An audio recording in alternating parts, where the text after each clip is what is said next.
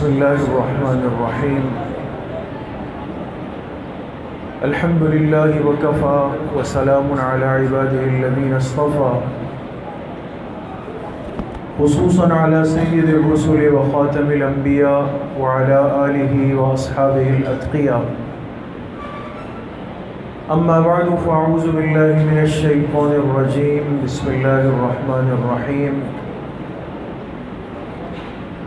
إن هذا القرآن يهدي للتي هي أقوم ويبشر المؤمنين الذين يعملون الصالحات أن لهم أجرا كبيرا.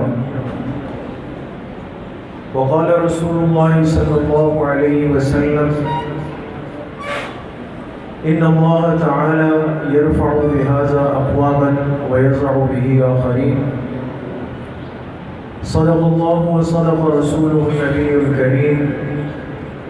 اللهم صل على سيدنا ومولانا محمد وعلى آل سيدنا ومولانا محمد وبارك وسلم. اللہ سبحانہ و تعالیٰ کا بہت بڑا کرم اور احسان ہے کہ ہم سب یہاں ایک بہت ہی خوبصورت اور عالی نسبت کی وجہ سے جمع ہیں.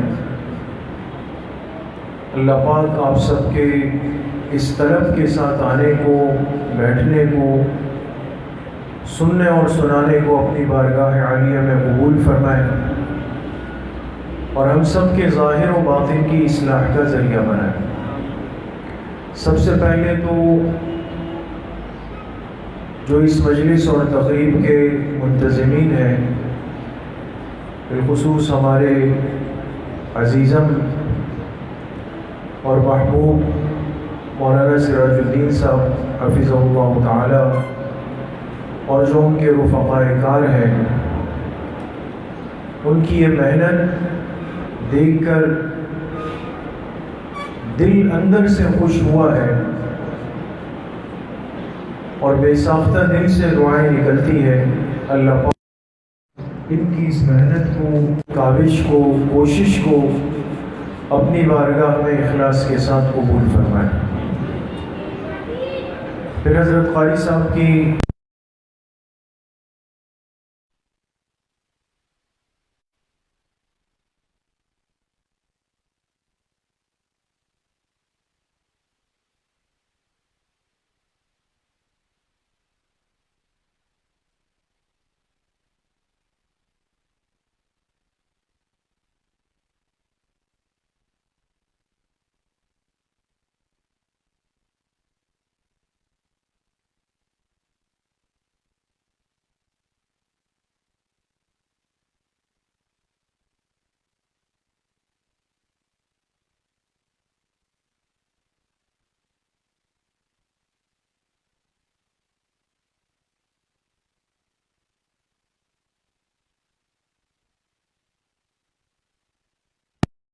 مدہوش ہو جاتا ہے، تو اندازہ لگائیں کہ یہ تلاوت اور یہ کلام پاک جب خود اللہ کے حبیب صلی اللہ علیہ وسلم کی زبان مبارک سے نکلتی ہوگی تو اس کی کیا شان ہے. اس لیے حدیث پاک میں آتا ہے کہ قیامت کے دن اللہ پاک انبیاء علیہ السلام کے لیے خاص ممبر لگائیں گے اور وہ ساری خلقت جمع ہوگی جن کے لیے جنت کا فیصلہ ہو چکا ہو. اللہ ہم سب کو بھی نصیب فرمائے. تمام انبیاء بیٹھے ہوئے ہوں گے اپنے اپنے ممبروں پہ، اور اللہ پاک کی ذات اپنی شان کے ساتھ ما یلیق بشانہ، اللہ کی ذات بھی اپنے عرش پہ جلوہ افروز ہوگی. اس موقع پر حکم دیا جائے گا اللہ کے جلیل القدر پیغمبر حضرت داؤد علیہ السلام، جن کی آواز ضرب المثل ہے، ان پر کون سی آسمانی کتاب اتری حضرت داؤد علیہ السلام پہ؟ زبور اتری. وَآتَيْنَا دَاوُودَ زَبُورًا، زبور اتری. آواز اللہ پاک نے اتنی خوبصورت دی کہ جب یہ زبور کی تلاوت فرماتے تو تمام مخلوقات اس کو سننے کے لیے جمع ہو جاتی. قیامت کے دن اللہ پاک فرمائیں گے کہ میرے بندے داؤد کہاں ہیں؟ داؤد علیہ السلام کو حکم دیا جائے گا کہ آج آپ اپنی آواز میں تلاوت کریں، لیکن زبور کی نہیں بلکہ قرآن کریم کی تلاوت فرمائیں. داؤد علیہ السلام اللہ کے اس آخری کتاب کی تلاوت فرمائیں. سب جنتی ایسے مسحور ہو جائیں گے کہ روایت میں آتا ہے کہ ہزاروں سال اس میں گزر جائیں گے. جب ان کی تلاوت ختم ہوگی تو پھر اللہ حکم فرمائیں گے اولین اور آخرین کے سردار محبوب کائنات سرکار دو عالم صلی اللہ علیہ وسلم کو کہ میرے حبیب اور لاڈلے پیغمبر اب آپ تلاوت فرمائیں. پھر حضور علیہ السلام تلاوت کلام پاک شروع فرمائیں. اس کی کیا شان ہوگی؟ جنتی اتنے مدہوش اور مسحور ہو جائیں گے کہ اس میں ہزاروں سال گزر جائیں گے. جب آپ کی تلاوت ختم ہوگی تو اللہ پاک فرمائیں گے کہ تم سب نے میرے ان دو پیغمبروں کی تلاوت سنی کہ جن کو میں نے دنیا میں احسن الصوت سے خوبصورت ترین آواز سے نوازا. اب میں اللہ پاک خود اپنی آواز میں تلاوت کروں. پھر اللہ پاک تلاوت شروع فرمائے. اس کی کیا کیفیت ہوگی، کیا مقام ہوگا، ہم بول سکتے ہیں لیکن سوچ نہیں سکتے. تو جس کلام کو اللہ پاک اہل جنت کے سامنے قیامت کے دن خود فرمائیں گے، آج یہ امت کتنی خوش نصیب ہے کہ باوجود ہم اس فتنوں کے ماحول میں موجود ہونے کے اور نہ جانے کتنے گناہ ہم سے دن میں ہوتے ہیں، کتنے رات میں ہوتے ہیں، کتنے چھپ کر ہوتے ہیں، کتنے کھل کر ہوتے ہیں، کتنے کر چکے ہیں اور کتنوں کا منصوبہ دل میں بنا کر بیٹھے ہوئے ہوتے ہیں. میرے عزیز و دوستو بزرگوں، یہ اللہ کی مہربان ذات ہے کہ اس امت کی زبان پر اللہ نے اپنے اس عالی کلام کو آسان فرما دیا. آپ دیکھیں چھوٹے چھوٹے بچے 30 پارے قرآن کے حافظ بن جاتے. ہمیں اگر کوئی اردو کے 2 صفحے دینا، اردو کی، آپ پوچھیں ان طلبہ سے، ان اسٹوڈنٹ سے، اسکول کالج اور یونیورسٹیز کے پیپرز کی تیاری کرتے ہیں، تقریباً سب ان مراحل سے گزرے. ایک صفحہ یاد کرنا، اس کو دماغ میں بٹھانا کتنا مشکل ہوتا. اور چلے یاد کر دیا، لیکن 3 دن بعد پوچھا جائے ذہن میں نہیں گئے، سب نکل گئے. اللہ کے اس مبارک کلام کا اعجاز ہے، معجزہ ہے کہ وہ معصوم بچہ جو اردو پوری صحیح ترتیب پر نہیں بول سکتا، جو پوری سمجھ نہیں رکھتا، اس بچے کو گھر کے بڑے لوگ کوئی بڑا نوٹ نہیں دیتے، یہ ضائع کر دے گا. اس سے کوئی مشکل اور ذمہ داری والا کام نہیں کرواتے، کہتے ہیں بھائی اس کو اتنی سمجھ نہیں ہے. لیکن میرے عزیز و دوستو بزرگوں، کیا وجہ ہے؟ آگے رمضان المبارک آ رہا ہے، تراویح کا وقت آ رہا ہے. جب تراویح شروع ہوتی ہے تو کیا آواز لگتی ہے؟ حافظ صاحب کہاں ہیں؟ یہی کہتے ہیں، حافظ صاحب کہاں ہیں؟ ان کو آگے بلا لیں. بڑی بڑی عمر والے بزرگ، سفید ریش، بڑے حضرات وہ پیچھے کھڑے ہوتے ہیں. یہ چھوٹا حافظ قرآن یہ آگے ہو کر امام بن جاتا ہے. فرق کیا ہے؟ اس کے سینے میں اللہ کا پاکیزہ کلام محفوظ ہو چکا ہے. یہ قیمتی کلام اللہ پاک کی عطا ہے. دوستوں، آج ہم بڑی ناقدری کا شکار ہیں، اس لیے کہ ایک چیز بہت سہولت سے مل گئی، مفت میں مل گئی، آسانی سے مل گئی. ہر گلی میں، ہر محلے میں، ہر مسجد میں مکتب ہے، حفظ قرآن کے ادارے ہیں، قاری صاحبان ہیں، اور یہ حضرت ترغیب دیتے ہیں کہ خدا کے لیے اپنے بچوں کو بھیج دیں، ان کو قرآن کی طرف متوجہ کر دیں، ان کو قرآن کریم سکھا دیں. قدر وہاں پوچھیں دوستوں کہ جہاں 50-50 60 سال تک جن کو اللہ کا کلام دیکھنا نصیب نہیں ہوا، جن سے یہ نعمت چھین لی گئی تھی.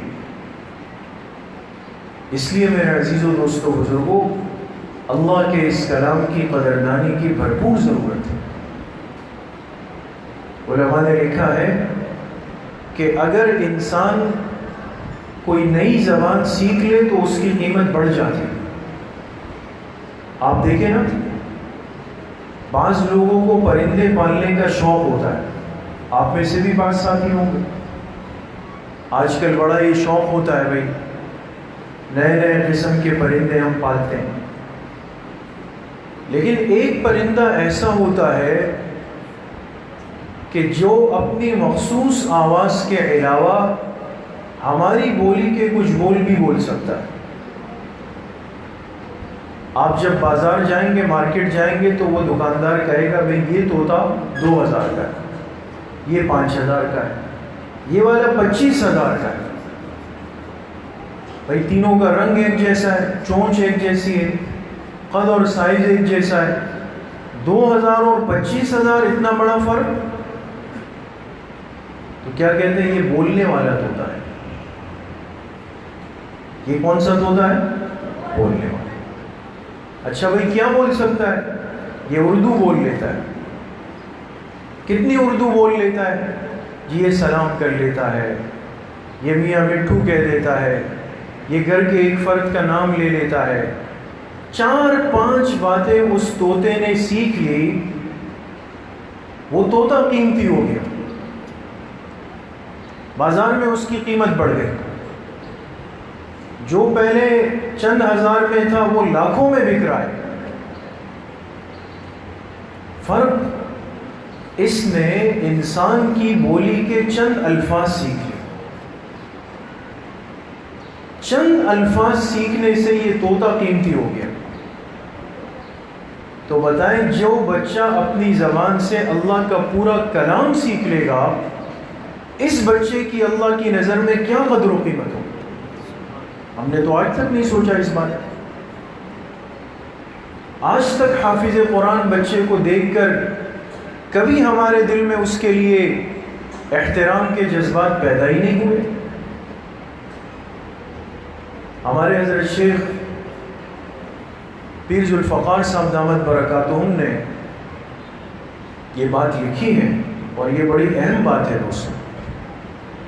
ہمیشہ ایک حدیث پاک آپ سنتے ہیں اپنے علماء سے، ائمہ سے بیانات میں، کہ قیامت کے دن حافظ قرآن کو اختیار دیا جائے گا کہ یہ کتنے لوگوں کو جنت لے جا سکے گا؟ 10. سنتے ہیں نا یہ حدیث علماء سے. ایسے 10 افراد عام بھی نہیں جن کے لیے جہنم کا فیصلہ ہو چکا ہوگا، جہنم کا فیصلہ. لیکن حافظ قرآن کی اللہ پاک اتنی لاج رکھیں گے، اور قیامت کے دن اس کا اتنا اکرام ہوگا کہ اس کی وجہ سے اللہ پاک اپنے ضابطے کو تبدیل فرما دیں. اس سے کہا جائے گا آپ کو اختیار ہے، آپ اپنے خاندان کے متعلقین کے، مقربین کے، وہ 10 افراد جن کے لیے جہنم کا فیصلہ ہے، آپ جس پر ہاتھ رکھیں گے وہ آپ کے ساتھ جنت میں چلا جائے. 10 افراد.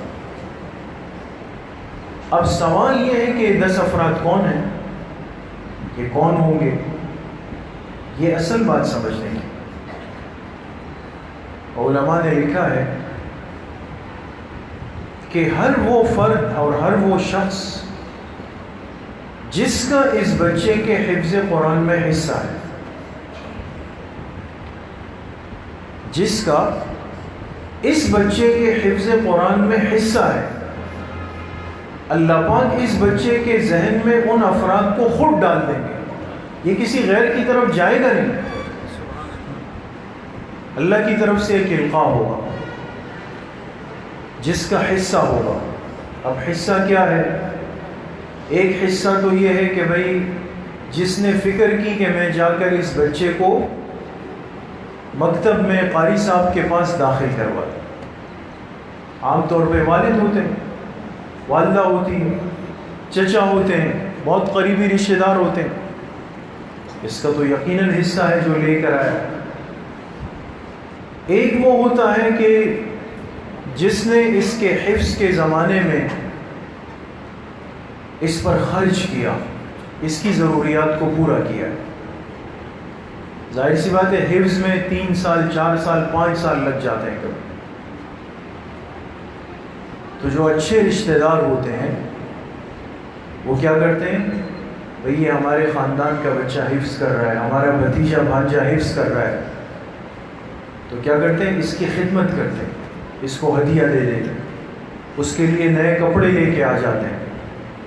یہ ساری خدمت کیوں ہو رہی ہے بچے کی؟ اس لیے کہ یہ قرآن سیکھ رہا ہے، قرآن کا حافظ بن رہا ہے. اس بچے کے دل میں اللہ پاک اس کو بھی ڈال دیا.